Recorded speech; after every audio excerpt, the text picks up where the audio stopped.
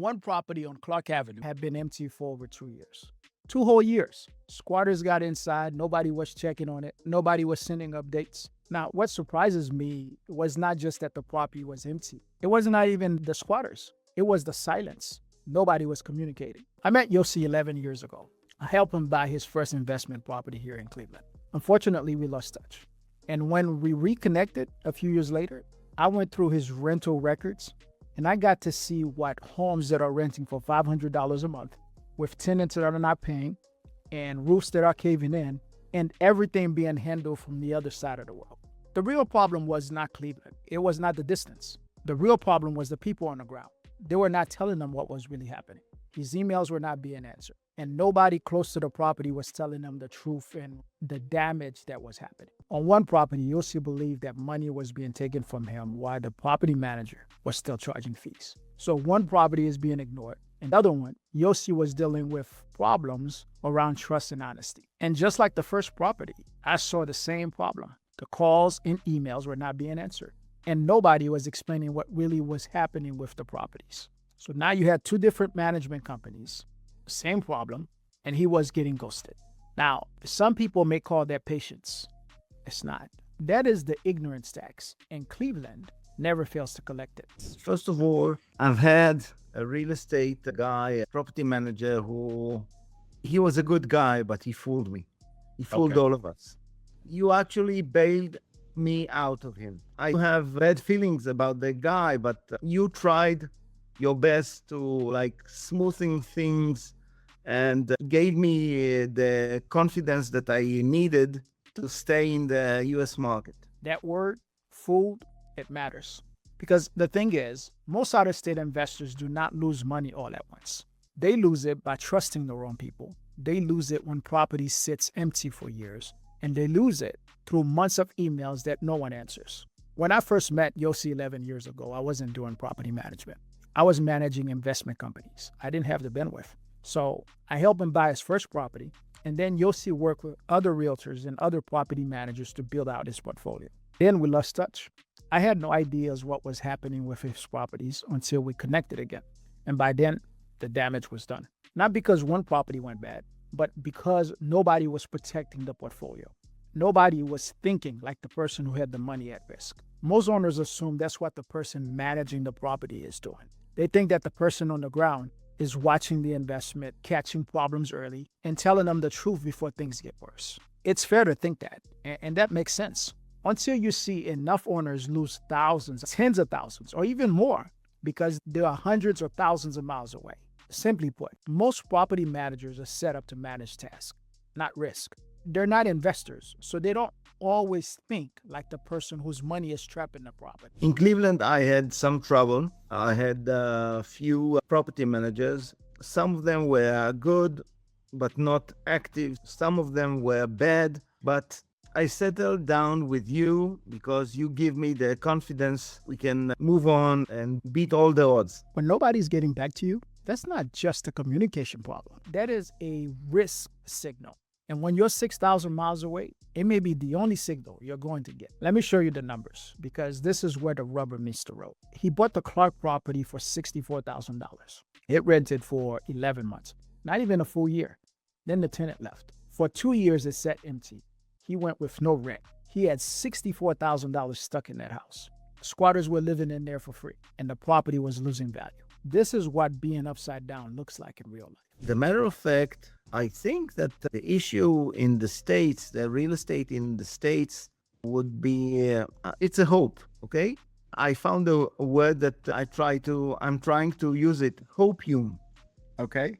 I hope that the prices will go up and I'll sell in great price and in top dollar, as you say. Yes. And I'll have gain and I'll move on. I bought him in $64,000 and I got $900 for 11 months, not even 1 year. And then it was vacant, 2 years, and the house was, and you sold it for me. And that was Clark. That was bad because I think they might have had a squatter situation going on in that property as well. On another property, the problem was not vacancy. The problem was the rent money not being paid to him while the fees were still being charged. Work was not getting done. His questions were not being answered. 2 different properties, same root cause. Nobody was watching. In those situations, the question that most people start asking is, how do I fix this property? That's the wrong question. The real question is this property worth saving? Or is it time to cut it loose? And you can't answer that when you're guessing from the other side of the world. You just can't. So we made it simple. And the truth is, not every property is worth saving. It was like a flirt with you. What's going on? You were courting me. Yeah. Okay. Got it. We went to have some dinner sometimes. We had some thoughts about things. And when you said that you are opening the line of property management, I knew we should do it together. So I fired all the others and gave you all the units and gave you it was the start of the real work. First, we stopped looking at one property at a time and looked at the entire portfolio. Second, we separated what was worth saving from what needed to go. Third, we took the money from selling the bad properties and we moved it into better properties that were in better neighborhoods with bigger upsides. Look, some properties were too far gone. They were done. They weren't fixable with cosmetic repairs. And worse, they were in the wrong neighborhoods at the wrong price and attracting the wrong tenants. But it wasn't just about getting rid of the bad properties. We had to make sure that the next properties didn't create the same problem. Investing has a lot of moving parts. You cannot just guess and hope it works. So when we bought the new properties, we used the burst strategy. If one of those numbers is wrong, it's going to cost you. If you get those numbers right, now you are putting money into a better property. The property is fixed up. It will be easier for you to manage it, and it will be worth enough for you to refinance it. This is the point a lot of investors miss when they use the burst strategy. The burst strategy is a tool that can help you get a better result when you're buying or investing in Cleveland. If done right, you get to lower your property management headache, and it protects your value if you decide to sell it. Now, take the Granger property. Yossi bought that for $80,000.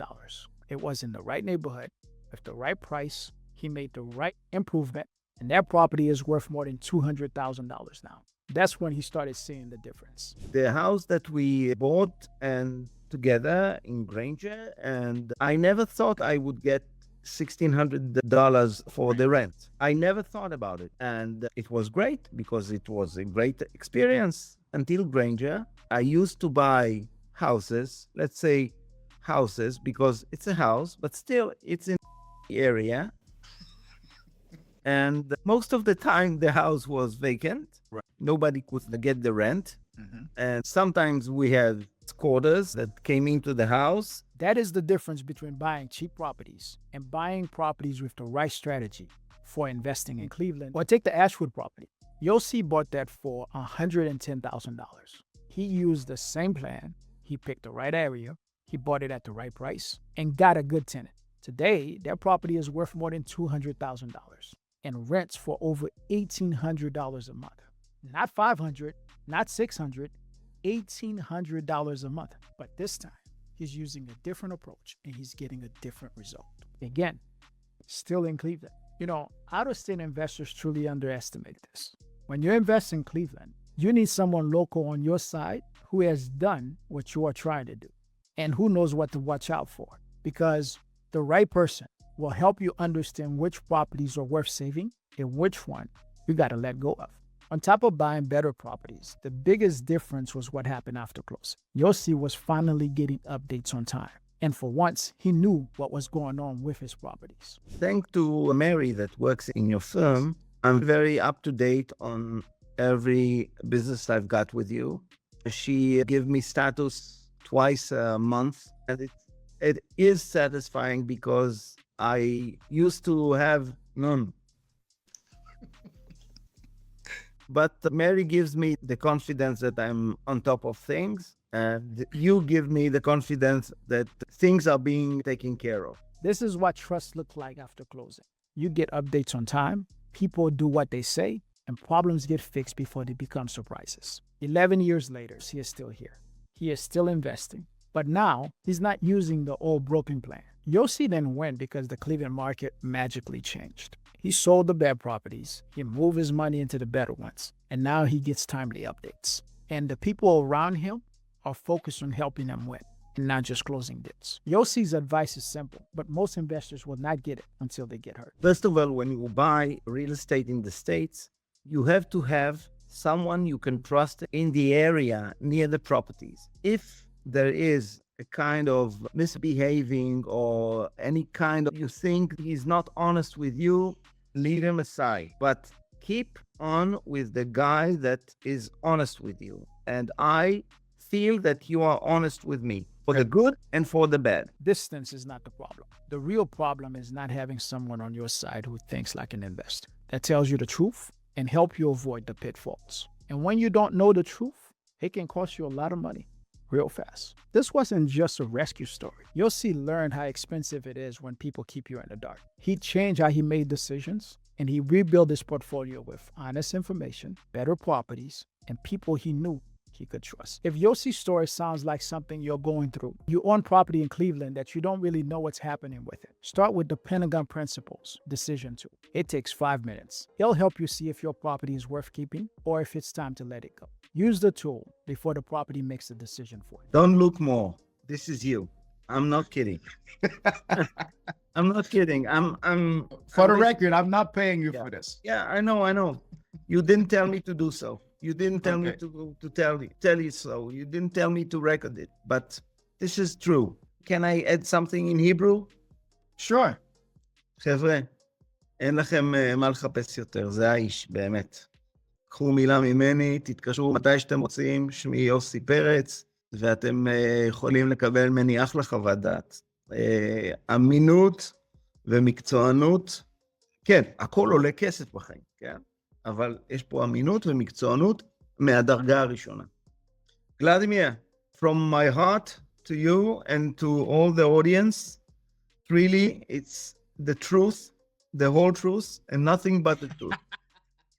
In the next video, a wholesaler had a property under contract for $35,000. But he took too long and the contract expired. Surprise, surprise. Instead of letting the owner take another lowball offer, I showed him two better options. In the end, he walked away with $90,000. I'm Vladimir Lobo. Get focused, and I'll see you on the next one.